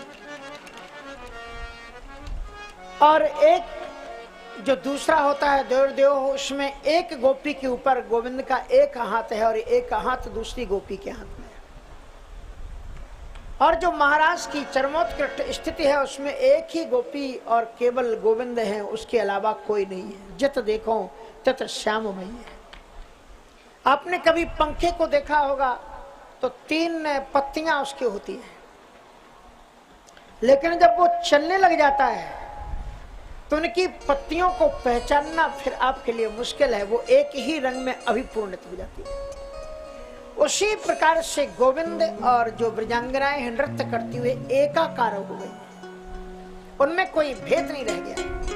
नृत्य करते करते ब्रजांगना की जब चोटी खुल जाती है तो गोविंद खुद उसकी चोटी को बांधते हैं। अगर किसी गोपी को पसीना आ गया है तो गोविंद अपना विजन लेकर के उसके ऊपर पंखा झल रहे हैं। किसी की पायल टूट जाती है तो गोविंद ही बैठ जाते हैं, उन्हीं के घुटनों पर वो पाद पद्म को रख देती है, गोविंद उसकी पायल को बांधते हैं। तो काम के जितने भी पांच बाण थे, उत्तम्भयन रथपतिम रमायान चकारो, और उस समय गोविंद ने उन पांचों बाणों का प्रयोग किया है। वशीकरण, उच्चाटन, सम्मोहन, स्तंभन और उद्दीपन, सारे बाणों का प्रयोग गोविंद ने किया, रमायान चकार। लेकिन फिर भी काम कला कुछ भी वहां पर व्याप्त नहीं हुई और उस काम को बल्कि उल्टा वहां पर लटका दिया। इसलिए अद्भुत लीला वहां पर हुई, उत्तम बेन रथपतिम रमयान चकार। और बाद में उन व्रजांगनाओं को इस बात का अभिमान पैदा हो गया। भगवान ने उल्टे लटके हुए उस काम की ओर देखा, कहो क्या समाचार है। तो काम पसीना पसीना हो रहा था, कहा कि मैं तो कुछ भी नहीं कर सका। असल में गोविंद मामला है। बोले क्या? कहा आप बहुत स्त्रियों के साथ में हो, इसलिए मैं कुछ अपना प्रभाव नहीं दिखा पाता। आप अगर एक गोपी को लेकर के अकेले में होते तो मैं देखता। देखो गोविंद ने वचन किया दिया है, गोविंद ने वचन दिया है कि अगर तमाम स्वरूपवान, ये कृष्ण का चरित्र है, इसे नोट कर लेना, कृष्ण का चरित्र है। गोविंद कहते हैं तमाम स्वरूपवान स्त्रियों के बीच में मैं नृत्य करूंगा और हर एक अंग का स्पर्श करें। आप खुद पढ़िए, नीविष तना लवन नर्म नखाग्र पातई छोल्यावलोक तने, सारे के सारे। और उसके बावजूद भी जब काम कला उसको व्याप्त नहीं हुई तो उसके बाद में उन्होंने कहा कि महाराज अगर आप एक व्रजांगना के साथ में अकेले होते। गोविंद ने कहा कि यदि तमाम स्वरूपवान गोपियों के बीच में मेरा मन विचलित हो जाए तो मैं तो हार ही जाऊंगा। लेकिन काम, हम तुम्हें एक और चैलेंज देते हैं, यदि मेरे साथ में महारास में सम्मिलित हुई एक भी गोपी का मन भी अगर विकारवान्वित तो हो जाए, काम युक्त हो जाए, तो भी मैं हार जाऊंगा। अगर तुम्हारे साथ में बैठ करके स्त्री या पुरुष का मन भी विकार में होता है तो गोविंद का ये चरित्र बताता है कहीं ना कहीं तुम्हारी भी गलती है। इसलिए इस चीज को जरा गौर से, ये है महाराज जो काम को जीतने की कथा है, काम में नाचने की कथा नहीं है। इसका फलश्रुति आप जब सुनोगे तो आपको पता लगेगा। तो इसलिए कहने का तात्पर्य ये बताया कि अब भगवान गोविंद ने भी एक लीला करनी चाहिए, एक सखी के साथ में भी जाना है। साथ साथ में ध्यान रखना, अहम और इदम में अगर परम पद की प्राप्ति में, ईश्वर की भक्ति में अगर आपका ध्यान अहम और इदम पर जाता है, मैं और मेरे पर जाता है, मैं और मोर तोर तय माया, यही बस अगर आपका मन मैं पर जाता है तो अहम और इदम पर जो ही आपका ध्यान गया तो परम पद छूट जाता है। और परम पद परमात्मा के साथ में नित्य विहार करती हुई विजंगनाओं ने मन में सोचा कि हम कितने सौभाग्यशाली, जिन परात्पर पुरुष परमात्मा का यतपाद 500 बहुजन्म कृष्णोद्धतात्म फिर योग वीरपलभ्या। बड़े बड़े रोगियों के लिए भी अलभ्य जो चरणारविंद हैं वो हमारे साथ में नाच रहे हैं, हमारे आगे हैं, पीछे हमारे इशारों पर गा रहे हैं, नाच रहे हैं। हम उनको अपनी, हमारी पायल टूट जाती तो पायल, तो उन्होंने अपने कहा हम कितने सौभाग्यशाली हैं, ये सात्विक अभिमान है। लेकिन गोविंद ने देखा अभिमान किसी भी प्रकार का क्यों ना हो साधना में बाधक है, तो भगवान ने क्या किया, तासाम तत् सौभगमदम वीक्षमानम चकेशवः प्रसमाय प्रसादाय तत्रैवान्तरधीयत। जीवन में सारे दुखों का कारण अभिमान है, अभिमानी व्यक्ति को बहुत दुख उठाने पड़ते हैं। इसलिए तासाम तत् सौभगमदम, श्याम सुंदर ने सोचा ये मद अच्छा नहीं है, प्रशमाय, इनके मद का मैं प्रशमन करूं। किस लिए कहा, ताकि इनके जीवन में गोविंद प्राप्ति की जो प्रसन्नता है वो नित्य निरंतर बनी रहे। प्रसमाय प्रसादाय तत्रैवान्तरधीयत, गोविंद वहीं पर अंतर्धान हो गए। महाराज की कथा बहुत विचित्र है, बहुत बड़ी है, संक्षिप्तता में आपको विरामता की ओर ले चलें। उसके बाद में गोपियां कटे हुए वृक्षों की तरह वहीं पर तड़फड़ा करके गिर पड़ी और गोपियों ने गोविंद को खोजना वहां पर शुरू किया है। गत्यानुराग स्मृत विभ्रमेचितैर मनोरमाला पे बिहार विभ्रमैः आक्षिप्त चित्ता प्रमदा रमापते तास्ता विचेष्टा जगृहस्तदात्मिकाः। श्याम सुंदर की स्मृतियां, उनकी चल पाद विन्यास, उसकी उनकी चितवन, उनका हास्य, उनकी बातचीत को स्मरण कर करके ब्रजांगनाएं तड़प तड़प करके रहती है। जब महापुरुष हमारे पास रहते हैं हम उनको याद नहीं कर पाते, जब वो चले जाते हैं तो उनके कृत्य, उनके आचरण और उनकी लीलाएं याद करके हम रोते हैं। तो वो फिर गोविंद को खोजने के लिए चलती हैं। और एक बात आपको बता दें कि परमात्मा के वियोग में रोते तड़पते लोगों के लिए 4 आश्रय हैं, नाम, रूप, लीला और धाम। व्रजांगनाओं ने इन चारों का आश्रय ग्रहण किया है। किसी शिलाखट्ट से पूछती, क्या तुमने मेरे गोविंद को देखा है? आगे चल करके उन्होंने देखा कि तुलसी जी हैं, और तुलसी जी तो भगवत प्रिया हैं, और इसलिए उनके पास में उन्होंने देखा कि उनके भी पत्ते कुमलाए हुए थे। उनके पास में बैठ करके ब्रजांगनाएं पूछती हैं, कच्चित तुलसी कल्याणी गोविंद चरण प्रिय सहत्वालि कुलैर विभ्रत दृष्टस्तेति प्रियोच्युतः। हरिप्रिय, हे हरिप्रिय तुलसी जी, क्या तुम्हें भी मेरी ही तरह वियोग प्राप्त हुआ है? कच्चित तुलसी कल्याणी गोविंद चरण प्रिय, तुम तो परमात्मा के बिना एक पल भी नहीं रह सकती, पर तुम्हारे कुमलाए हुए पत्ते मानो कि हमें प्रतिध्वनित कर रहे हैं कि गोविंद तुम्हें भी आलिंगन देकर के, अपना बिछोहे देकर के बदले में गए।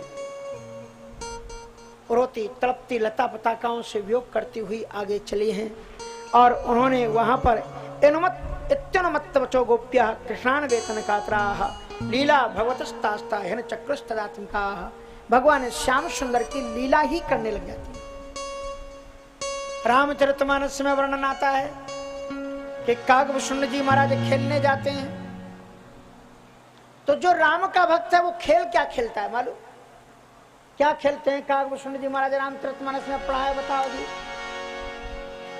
बोले खेलता हूँ बालकन मीला करहूँ सदा रघु नायक लीला। बालकन मीला करहूँ सदा रघुनायक लीला। खेलता हूँ बालकन मीला और करहूँ सदा रघुनायक लीला। तो ये व्रजांगनाएं गोविंद की लीला करने लगी। कस्याश्चित् पूतनायन्त्याः कृष्णायन्त पिबतस्तनं तोकायत्वारुदत्तन्या पदाहं छकटी छकटायति। कोई पूतना बन गई और कोई बाल गोपाल बनकर के उसके अंग से दुग्ध का पान करने लगी, और फिर कोई उसको मार देती है, तो फिर कोई उखल का रूप धारण करती है, और फिर दूसरी सखी कृष्ण बनकर के उसको ठोकर मार देती है। और इस प्रकार से भगवान की दिव्यतम लीलाओं का एक ने तो क्या किया कि जो उसका पीतांबर था, जो उसका अंबर था, उसी अंबर को ऐसे आकाश में उछाल दिया। और जब आकाश में उछालेंगे तो क्या होगा? हवा उड़ाएगी, और हवा उड़ाती तो ऐसा तन जैसा जाता है जैसे ये तने हुए ना ऊपर, ऐसे ही वो पीतांबर तन सा गया उसका, जो अंबर था कंच की। और जब ऊपर गया तो उसके नीचे ऐसे उंगली लगा ली, कहा देखो देखो देखो मैंने गिरिराज जी को धारण कर लिया है, इसलिए अब आपको कोई चिंता करने की जरूरत नहीं है। माँ भैष्टिवात वर्षाभ्याम तत्राणम विहितम मया इत्युक्तैकेन हस्तेन यतन्तं निधदेम्बरम। आकाश में अपने भक्तों को फैला। आगे चल करके भगवान श्याम सुंदर ने क्या किया? ब्रजांगनाएं चलती हैं तो वो देखती हैं कि अब गोविंद के अकेले चरण नहीं, अकेले गोविंद के साथ में कोई और भी गया, किसी के और भी चरण मिले, क्योंकि काम की मनोभिलाषा थी किसी के एक को लेकर के आप अकल में आओ। और राधा जी को भी लग रहा था कि उन्होंने तो सब सखियों के साथ में ही मुझे तौल दिया। कुछ तो जो ज्यादा भक्त होते सोचते हैं थोड़ी हमारी स्पेशलिटी तो दिखनी चाहिए कि हम कुछ अलग भक्त हैं, इन भक्तों की तरह नहीं है। इसलिए राधा जी को लगा कि उन्होंने तो सबके साथ में ही हमको नचा दिया, थोड़ा अलग से स्पेशल करके बुलाते और कहीं ले जाते तो लगता है हमसे विशेष प्रेम कर रहे हैं। तो कन्हैया ने कहा आ जाओ, हाथ पकड़ा और ले चले। और आगे चल करके एक बार चुनी खुशों में सुहाग, एक बार चुने खुशों में सुहाग। अब वो बात वही है लगभग, इसलिए मैं आपसे कह दिया भगवान श्याम सुंदर ने बेला जूही चमेली कुमकुम के नव तरु लहराते, चंचरी के अविता पड़ता सुमनों के गीत सुनाते, सुंदर सुंदर पुष्पों की माला गुथी उनके बेड़े, हाथ के कंगन बनाए, करधनी बताई, बाजूबंद बनाए, बहुत सुंदर श्रृंगार किया। और कहा चलो, कहाँ? चलो चलो री किशोरी वृंदावन में, किशोरी वृंदावन में, चलो चलो री किशोरी वृंदावन, चलो चलो री किशोरी वृंदावन में। आज रास रचाए मिले, रास रचाए वृंदावन में, चलो चलो री किशोरी वृंदावन में, चलो चलो री किशोरी वृंदावन में। अनयाराधितोनूनम भगवान हरिश्वर यन्नो विहाय गोविंद पीतो यामन यदरा। धन्य ये व्रजांगना। यहाँ आचार्य लोग कहते हैं कि राधा जी का नाम है अनयाराधितो नूनम, आराधना ही राधा है, सहते शास्त्री। श्री जी को लगा कि हम तो कुछ स्पेशल हैं, तो उन्होंने स्पष्ट कह दिया न पा रहे हम चले तुम, मैं चलते चलते थक गई हूँ, अब और नहीं चल सकती हूँ। नहीं यत्र ते मना, अब मुझे आप खुद ही ले चलो। बोले कहाँ ले चले? कहाँ? यत्र ते मना, जहाँ आपकी मर्जी हो आप ले चलो। कहा आप चल नहीं सकते? तो कहा अच्छा कोई बात नहीं। और उसके बाद में गोविंद बैठ जाते हैं। कहा तो आओ मेरे ऊपर स्कंधारूढ़ हो जाओ। और जूं ही उन्होंने उनके ऊपर कदम रखने का प्रयास किया, एवं मुक्त प्रियामास कंद आरुह्यतामिति ततश्चांतर दधे कृष्ण सा वधूरन्न तप्यत। क्यों ही किशोरी जी ने पदकमलों को ऊपर ऊपर रखने के लिए उठाया, क्यों ही भगवान श्याम सुंदर वहां से अदृश्य हो गए। राधा जी तड़प करके रो, हानाथ रमण प्रेष क्वासी क्वासी महाभुजे दास्यास्ते कृपणाया सखेन्द्र से सन्निधम। हे गोविंद, हे राधा वल्लभ, हे गोविंद माधव, हम आपके बिना तो एक पल भी नहीं जी सकते। हमें ऐसा बिछोए देकर के मत जाओ। तड़प करके राधा रानी जी गिरी, बेसुध हो गई। तलाशती हुई सखियां वहीं पर आ गई। कहा देखो ये कितना निष्ठुर है गोविंद, इन्हें भी अपने बिछोए की तड़प में जमीन पर गिरा दिया। सखियों ने नाम संकीर्तन किया, जरा अभिसंचित किया। राधा जी होश में आ गई। कहा आपको भी उसने कष्ट दिया है, बड़ा अच्छा लिया। चलो अब हम सब लोग मिलकर के गोविंद को खोजेंगे। राधा जी ने कहा अब उसको खोजने के लिए कहीं जाने की जरूरत नहीं है, क्योंकि हरि व्यापक वस्त्र समान, हरि व्यापक वस्त्र समान, प्रेम ते प्रगट होहि में जाना। हरि व्यापक वस्त्र समाना, प्रेम ते प्रगट होहि में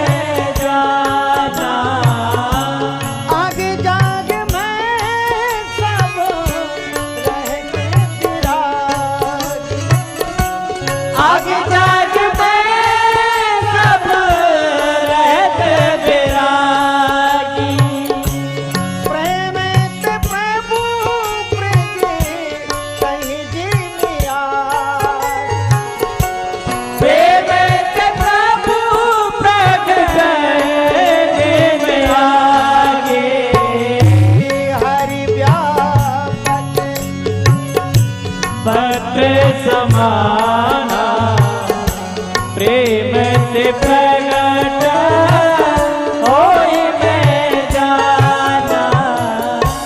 ईश्वरी जी ने कहा अब उन्हें खोजने के लिए कहीं भी जाने की आवश्यकता है।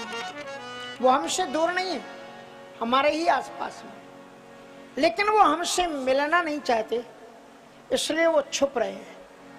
और यदि वो हमसे मिलना नहीं चाहते तो सही प्रेमी के प्रेम की परीक्षा यही है, तत् सुखी सुखित्वम। जिसमें उसे अच्छा लगे वो उसे करने दे, और अपने जितना जितना उनको खोजेंगे उतना और भी कंकरीली धरती में छुपने के लिए आगे जाएंगे तो इन्हें कष्ट होगा। इसलिए हमारा इस प्रकार से उन्हें खोजना उचित है नहीं। चलो हम सब लोग जहां से गोविंद बिछड़े हैं वहीं पर चलते हैं। जमुना जी के किनारे पुनः पुलिनमागत्य कालिन्द्याः कृष्ण भावना समवेता जगुः कृष्णम तदा गमन कांक्षिता। नंदनंदन श्याम सुंदर की पुनर्प्राप्ति की आकांक्षा से उन्होंने वहां पर एक जो गीत गाया, उस गीत का नाम है गोपी गीत या विरह गीत। अद्भुत ये गीत है, और इस गीत में ब्रजांगनाओं ने बड़े सुंदर, कहते हैं इस गीत को आज भी अगर मथुरा जमुना जी में कार्तिक के मास में कटी पर्यंत जमुना जी में खड़े होकर विरह पूर्वक अश्रुपात करते हुए शरद ऋतु में आज भी अगर 21 दिन केवल आप पाठ करो, आज भी राधा माधव का प्रत्यक्ष दर्शन होता है। ऐसा इस गोपी गीत का प्रभाव है। आइए हम पूरा तो नहीं गाएंगे, बहुत से वक्ता लोग पूरा भी गाते हैं, लेकिन हम 2-4 ही पद गाते हुए आगे चलेंगे। जयति तेधिकम जन्मिना ब्रजा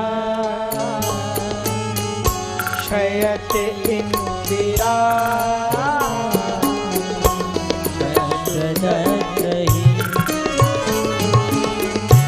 जयति तेधिकं जन्मना प्रजा श्रयत इंदिरा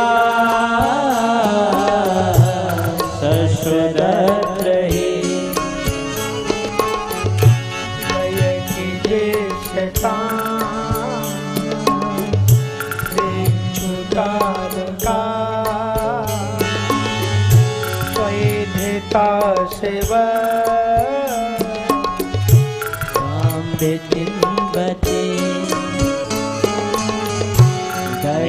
दृश्यता दिग्जुतावका धृता सवा स्वामी चिन्मते।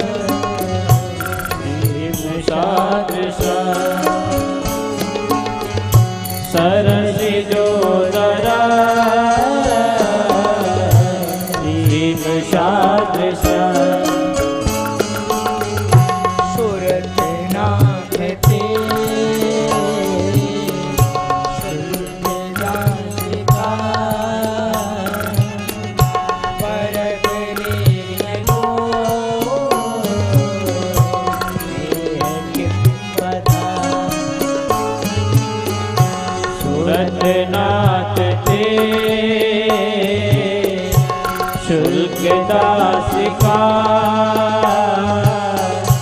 वरद निकटो नेह किंबला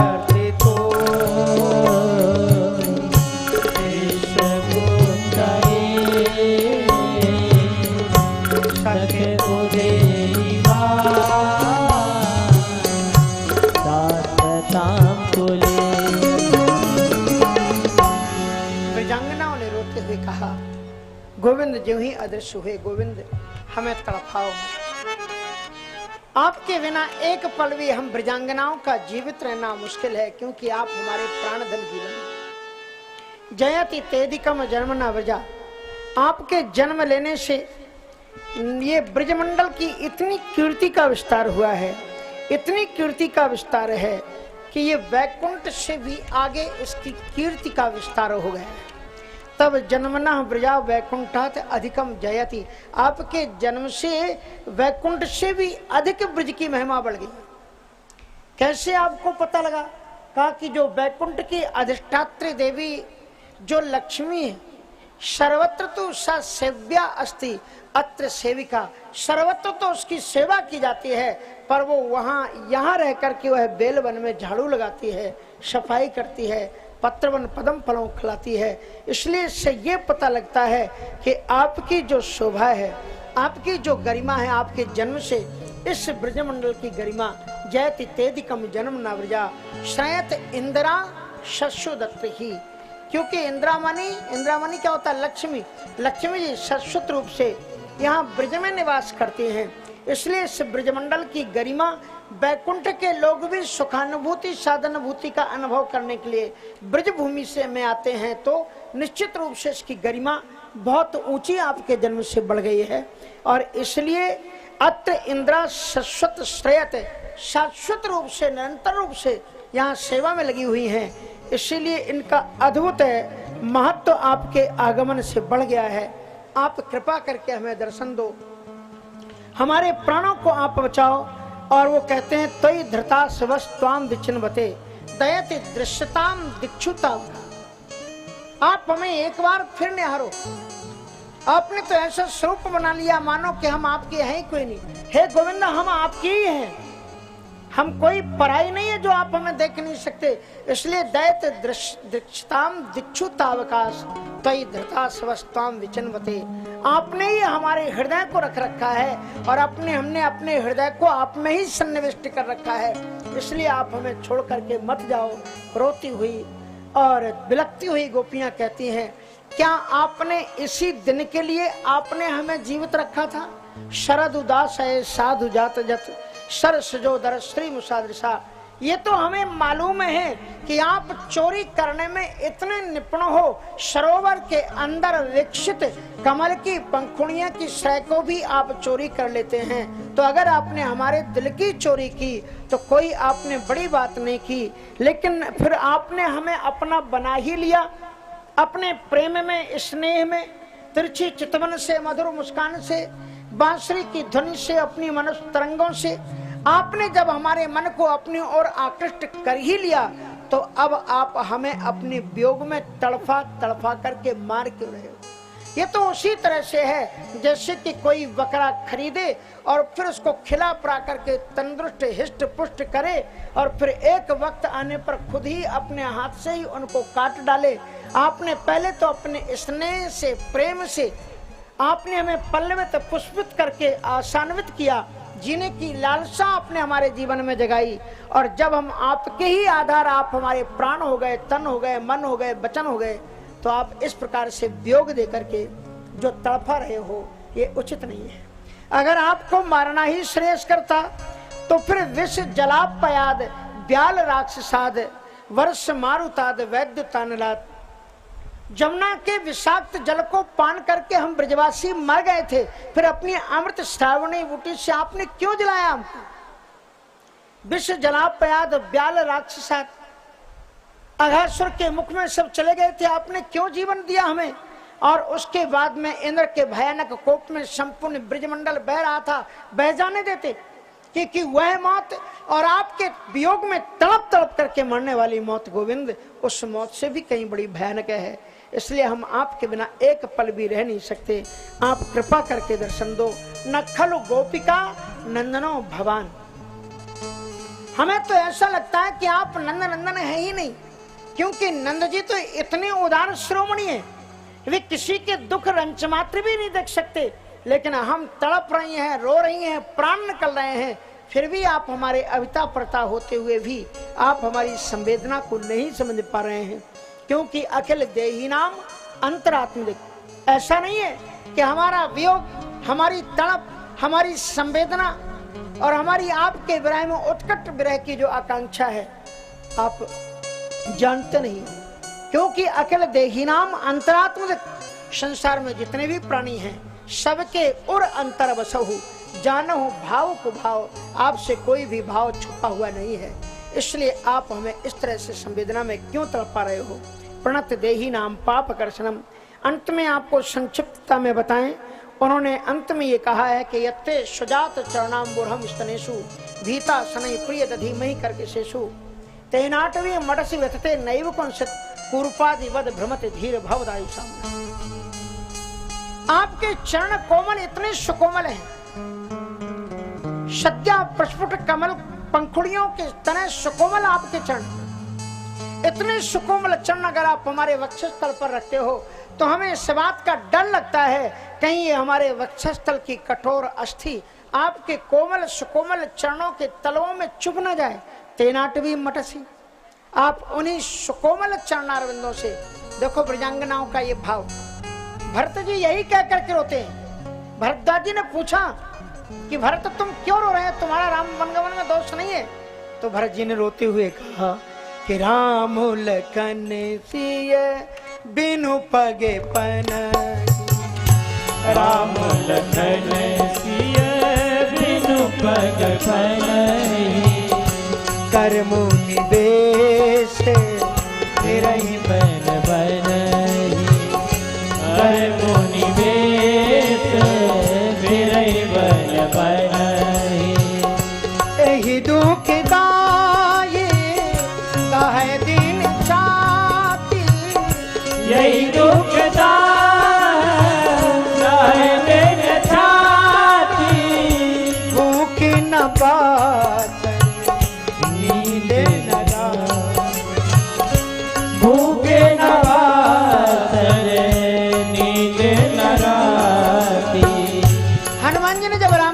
देखा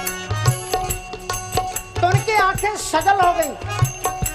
हनुमान जी रोने लगे और एक ऐसी चौपाई कही जिसके कारण राम जी को कहना पड़ा, हनुमान तुम मेरे भरत के समान। क्या कहा था हनुमान जी ने? हनुमान जी ने राम के चरणों की कोमलता को देखा और फिर कठोर भूमि को देखा। कठिन भूमि को मल पद, कठिन भूमि को मल पद गावी, कवन है तू बने बिचरहु स्वामी, कवन तू बने बिचरहु स्वामी। यते सुजात चरणाम बुरहम निष्ठले भीता सनई दधे मही करके तेनाटवी मटसी व्यतते नहीं विकुंसति पूर्पादि वद भ्रमति धीर भवदायुषा। इतने सुकोमल चरणों से मेरी गोविंद, हे प्राणाधार रघुनंदन, हे प्राणाधार यदुनंदन, आप कंटका किरण जंगल में विचरण कर रहे हो।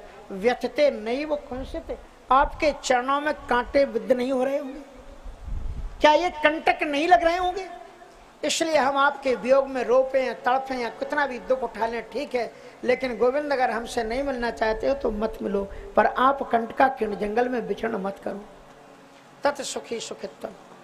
जब इस भावना के साथ में थी गोप्या प्रगायंता प्रलपत्यंश चित्रधा रोर्दो सुस्वरम राजन कृष्ण दर्शन लालसा। रोते तो हम लोग भी, पर हमारा कोई स्वजन बिछड़ जाता है उससे मिलने के लिए रोते, धन संपत्ति के लिए रोते। लेकिन ये ब्रजांगनाएं किसके लिए रोई? का कृष्ण दर्शन लालसा, कृष्ण दर्शन की लालसा। भगवान तत्काल वहीं पर प्रकट हो गए। तासामाविरभिच्छोरी स्मयमान मुखाम्बजम पीतांबर धरस्त्रग्वी साक्षात मनमथ मन्मथा। गोपियों के बीच में जब भगवान प्रकट हुए तो कहां से आए? वे काशी से नहीं आए, हरिद्वार से नहीं आए, वैकुंठ और गोलोक से नहीं आए। भगवान तो तुम्हारे दिल में ही बैठा हुआ है, कहां उससे आना जाना? तुम केवल भाव से पुकारो। तासामाविरभिच्चोरी, उन्हीं ब्रजांगनाओं के बीच में मुस्कुराते हुए गोविंद प्रकट हुए। इसमें मान मुखाम्बजम पीतांबर धरस्त्रग्वी साक्षात, और नाम क्या हो गया? बोले साक्षात मनमथ मनमथा। मनमथ कामदेव को कहते हैं, और जिसने मनमथ के भी मन को मथ दिया, साक्षात मनमथ मनमथ। इसलिए तो कामदेव ने प्रार्थना करते हुए कहा,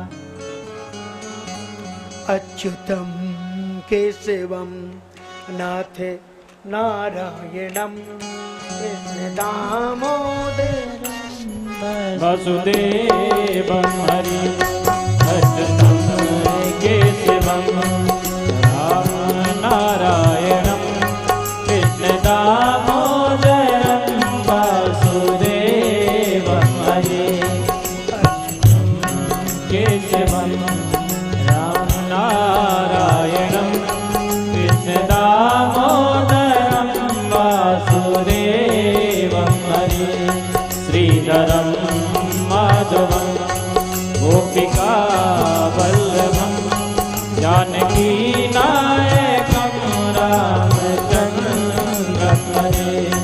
जानकी नायकं रामचन्द्रं भजे। अच्युत कहकर के कामदेव ने गोविंद को अच्युत की उपाधि दी।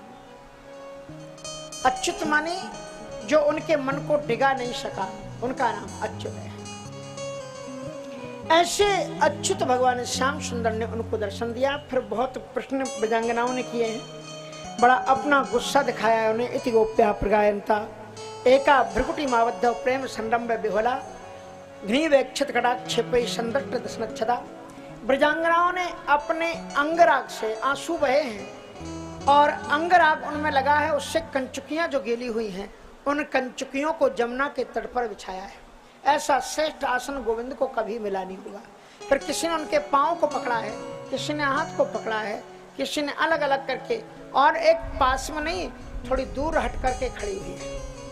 एक भ्रुकुटी मावद्धा प्रेम संरंभे बेहला, और उसने नीचे के होठों को दांत के नीचे दबा रखा है, आंखें टेढ़ी की हैं और बड़े गुस्से में भर करके ऐसी उंगली दिखा रही है कि ये जो तुमने नाटक किया है ना, ये ठीक नहीं है। उनका अधिकार होता है प्रेम का, इसलिए। और उसमें एक योगी स्वरूपा भी, तम का चिन्नेत्रिरंध्रेण हृदय कृत्य निमील्य चा पुलकांग्युप गुह्यास्ते योगी वानंद संप्र। और एक भ्रुकुट के मध्य से अपने हृदय में ले आई और दीने पलक कपाट शयानी, दीने पलक कपाट शयानी, लोचन मगरा आनी, लोचन मगरा मयूर आनी, दीने पलक कपाट शयानी, दीने पलक कपाट शयानी। तम केचन नत्र नेत्र अंधेण हृदय कृतन मिलचा पुलकांग्य पुगुहियास्ते योगी वानंद संप्लोता। और फिर उन्होंने प्रश्न किए हैं। प्रश्न के लिए अगर हम प्रश्न और उत्तर रखेंगे तो बहुत समय इसमें जाएगा। भजतो नु भजन्ते को एक एतद विपर्ययम नो भयांश भजन्ते को एतन्नो ब्रूहि साधुभो आत्मा रामा ह्याप्त कामा है कृतज्ञ गुरुद्रोहा। इस प्रकार से अलग उन्होंने कहा कि प्रेमी दुनिया में गोविंद 3 प्रकार के होते हैं। एक वो प्रेमी होते हैं जो प्रेम करने वाले से प्रेम करते हैं, एक वो प्रेमी होते हैं जो प्रेम न करने वाले से भी प्रेम करते हैं, और एक वो प्रेमी होते हैं जो प्रेम करने वाले से भी प्रेम नहीं करते और प्रेम न करने वाले से भी प्रेम नहीं करते। इनका फर्क थोड़ा सा समझा दो। गोविंद मुस्कुराए, उत्तर देना शुरू किया। उन्होंने कहा कि भजतों भजनते को, जो प्रेम करने वाले से प्रेम करते हैं वो सांसारिक लोग हैं, आदान प्रदान करते हैं, क्योंकि स्वार्थ लाग करें सब प्रीति ईश्वर नरमुनि सबकी यह रीति, इस सांसारिक लोग। और प्रेम ना करने वाले से भी अगर कोई प्रेम करते हैं तो या तो माता पिता होते हैं या संत होते हैं, और दूसरा कोई नहीं होता है। और जो प्रेम करने वाले से भी प्रेम नहीं करते, प्रेम ना करने वाले से ही वो कौन है? कहा उसके 4 लक्षण हैं। या तो वो गुरुद्रोही है, संवेदना नष्ट हो गई उसकी, या ब्राह्मण हत्यारा है, इसलिए उसके अंदर में समझने की चेष्टा ही उसके अंदर में नहीं रही। आत्मा रामो ह्याप्त कामा अकृतज्ञा गुरुद्रोह, या आप्त काम हो गया है, उससे अब कोई मान सम्मान की कोई आकांक्षा ही नहीं है। और इस प्रकार से या अकृतज्ञ कि कोई कितना भी किसी के साथ में भला कर दो पर वो मानते नहीं, ऐसा हो सकता है। तो गोविंद ने कहा कि सखियों ने पूछा इन तीनों में से आप कौन हो? भगवान ने कहा मैं पहले ही समझ गया था कि ये प्रश्न आप मुझसे ही कर रही हो, मैं इनमें से कोई भी नहीं हूं। तो फिर आप कुछ तो होगे। कहा हम निरपेक्ष रूप से आपका हित चिंतन करने वाले आपके हितैषी हैं। तो बोले ये कौन सा हित था कि वियोग में तड़फा तड़फा करके हमें मार रहे और हितैषी बन रहे हो? कहा हमने वियोग के माध्यम से आपके अंतःकरण में सानिध्य सद्या साधना की प्रस्फुटी पुष्टिकरण किया है। बिना वियोग के प्रेम का संप्रयोग प्रियादा नहीं होता, इसलिए वियोग के माध्यम से व्यक्ति जब वियोग हो जाता है तो अंदर में रोम रोम में प्रविष्ट होने के लिए ही मैंने ये लीला की है। ब्रजांगनाओं अब आपके रोम रोम में मैं प्रविष्ट हो गया हूँ। इसके बाद में वो भगवान श्याम सुंदर कहते हैं जहां तक आपके प्रेम की बात है ब्रजांगनाओं, आपका प्रेम तो इतना महान है, न पा रहे हम निर्वध्य संयुजाम स्वसाधु कृतम विवधायु सापुवा। आपने जो हमसे प्रेम किया, कैसे प्रेम किया कि या माँ भजन दुर्जय ग्रह श्रृंखला समृच्छ तदवा प्रतियातु साधुना। जो आपने घर गृहस्थी पति पुत्र सभी को छोड़ करके, बड़ा मुश्किल होता है आसक्ति को छोड़ना, लेकिन आपने सब कुछ मेरे लिए छोड़ करके मेरी शरणागति आ गई। इसलिए हम आपके इस प्रेम के कितने भी जन्म लेकर के सेवा भी अगर करें ना तो भी हम तुम्हारे ऐसे प्रेम से कभी भी उर्ण हो नहीं सकते हैं, न पा रहे हम निर्बद्ध संयोजा। और उसके बाद में फिर महाराज से शुरू किया। तत्तारवत गोविंदो रास कीड़ा वनुवृता स्त्रीरत्रैरन्विता प्रीत्योरन्योन बद्ध बाहुवी। अत्यंत सुंदर दिव्यतम उनका महाराज हुआ। गोकुल में देखो में देखो, गोकुल में देखो, वृंदावन में देखो रे, बंसी बाजे रे, श्याम संग राधा नाचे रे, हो श्याम संग राधा नाचे रे। गोकुल में देखो, वृंदावन में देखो रे, गोकुल में देखो, वृंदावन में देखो रे, ओ बंसी वादे रे, श्याम संग राधा नाचे रे, ओ श्याम संग राधा नाचे रे।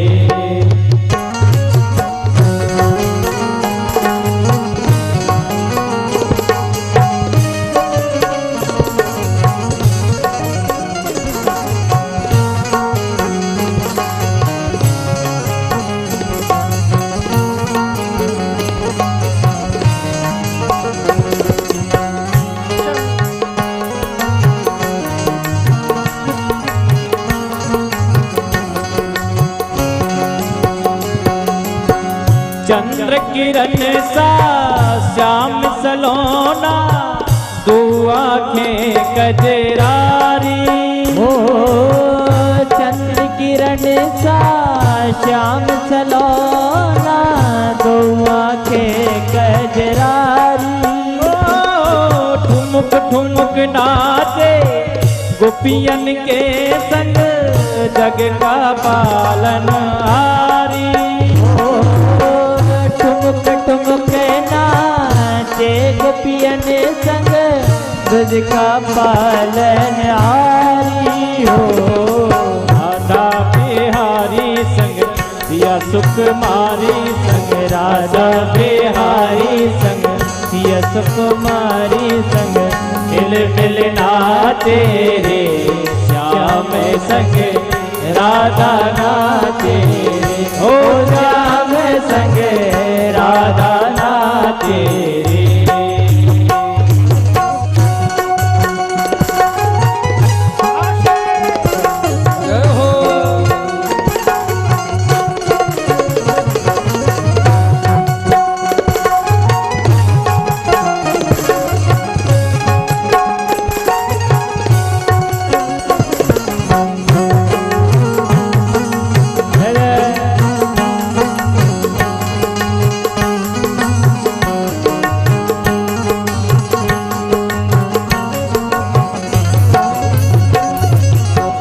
छम छम नाचे राधा रानी, सुन के मीठी मुरलिया। छम छम नाचे राधा प्यारी, सुनकर मीठे मुरलिया। श्याम छवि पे सब बलिहारी, गोपी ग्वाल और गैया। श्याम छवि पे सब बलिहारी, ग्वाल ग्वाल और गैया।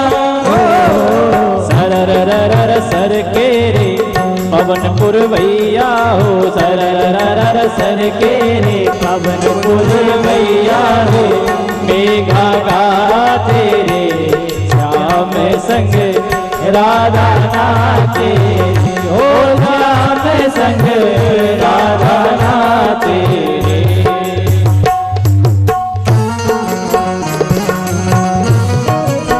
जय हो।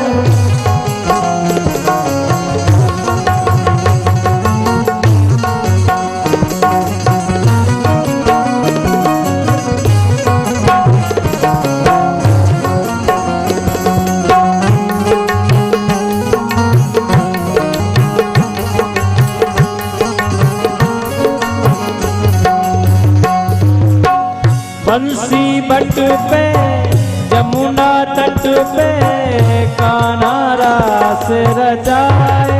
ओ बंसी बट पे यमुना तट पे कान्हा रास रचाए।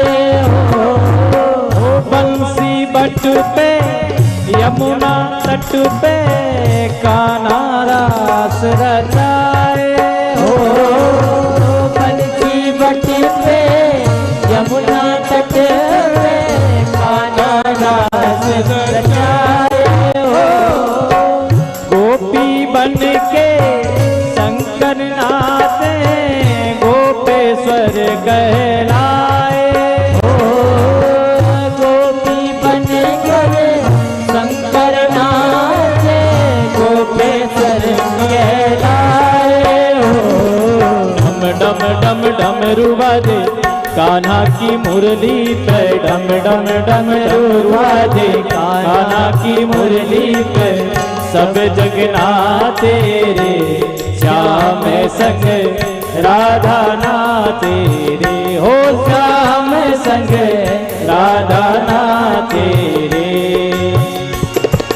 गोकुल में देखो वृंदावन में देखो रे गोकुल में देखो वृंदावन में देखो रे मुरली बाजे रे श्याम संग राधा नाचे रे श्याम संग राधा नाचे रे। वो रास रचु है यमुना किनारे कान्हा रास रचु है। जो है रास रचो है यमुना किनारे कान्हा रास रचो है। ओ रास रचु है यमुना किनारे कान्हा रास रचु है। रास रचो है रास रचो है यमुना किनारे कान्हा रास रचो है। यमुना किनारे कान्हा रास रचु है। यमुना किनारे कान्हा रास रचो है।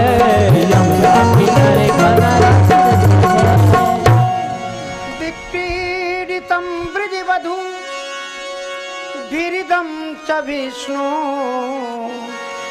श्रद्धान्वितोऽनु शृणुयादथ वर्णयेद्या भक्तिं परां भगवती प्रतिलभ्य कामम् हृद्रोगिमास्वपिहिनोत्यचरेण धीरा।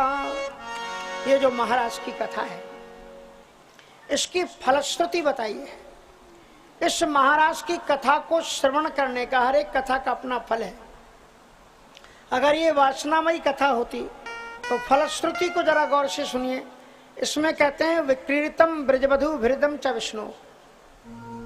जैसे कि एक कांच का महल हो उसमें एक छोटा बालक प्रवेश करे और जितने भी कांच के टुकड़े होते हैं सभी में उसका अपना ही प्रतिबिंब दिखता है तो वो ताली बजा करके इधर उधर देख करके नृत्य करते उठता है। उसी तरह से गोविंद सभी आत्माओं को सभी गोपियों के अंतःकरण में उन्हीं की आत्मा झलक रही है। उनसे वो भिन्न नहीं है, वो एक ही है। इसलिए परमात्मा की दिव्यतम लीला है। इसमें एक बिजली से उदाहरण दिया गया है और एक कांच घर के एक बालक से दिया गया है। ये दोनों ही आत्मा और परमात्मा के दिव्यतम उदाहरण हैं। और फिर इसकी फलश्रुति ये कहते हैं कि विक्रीडितम ब्रजवधू भिरिदम च विष्णु हो। भगवान गोविंद के साथ में महाराज करती हुई इन ब्रजांगनाओं की दिव्यतम कथा को जो श्रद्धा पूर्वक श्रवण करेगा और जो वर्णयेद यह जो इनका वर्णन करेगा, मानी श्रद्धा पूर्वक जो सुनेगा और जो श्रद्धा पूर्वक कहेगा उसे क्या मिलेगा? का भक्तिम पराम, उसे परा भक्ति की प्राप्ति होगी, प्रेम लक्षणा भक्ति की प्राप्ति होगी। भक्तिम पराम भगवती प्रतिलभ्य कामम। और इसके साथ साथ में जो भी सांसारिक मनोकामनाएं भी होंगी उनकी भी पूर्ति इस कथा को श्रवण करने से होती है। और सबसे बड़ी महत्वपूर्ण इसमें क्या होती है? कहते हृद्रोग मास्वपेनो त्यचरण धीरा। जो हृदय के रोग हैं सबके लख विरलन पाए। रामचरितमानस के उत्तर कांड में इन मानस रोगों का वर्णन किया गया है। तो जो उनको समझ सके, क्या कहना चाहते हैं आप?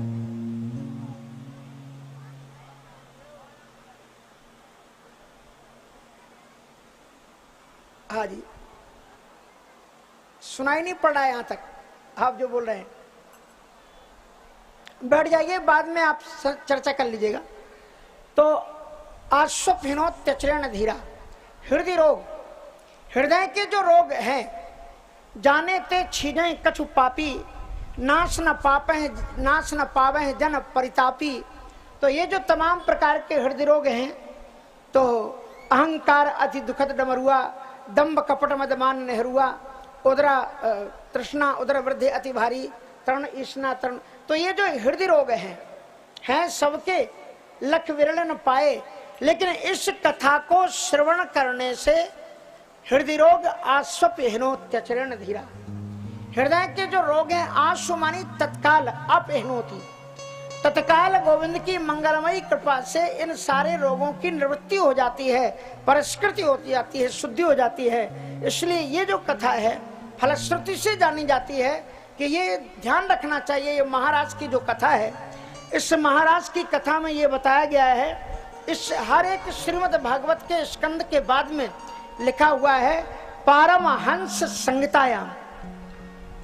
ये परमहंसों की संहिता है, सांसारिक विषय वासनाओं के दलदल में दिन रात डूबे वाले रहने वाले लोगों की समझ से परे है ये कथा। लोग समझ नहीं पाएंगे। जो परमहंस गति को प्राप्त हो गए हैं, शरीर से भी जो ऊपर उठ गए हैं, ऐसे लोगों की ये आत्मा और परमात्मा की ही कथा है। शरीर के अंदर जीने वाले लोगों की ये कथा है नहीं। इसलिए महाराज की लीलाएं केवल एकमात्र ब्रज में ही होती थी, बाहर नहीं होती थी, क्योंकि ब्रजवासियों को ही उनको सुनने और श्रवण करने का कथा तो होती है, लेकिन महाराज पहले बाहर नहीं होता था। अत्यंत अद्भुत कथा है। यत पद पंकज पराग निखेव तृप्ता,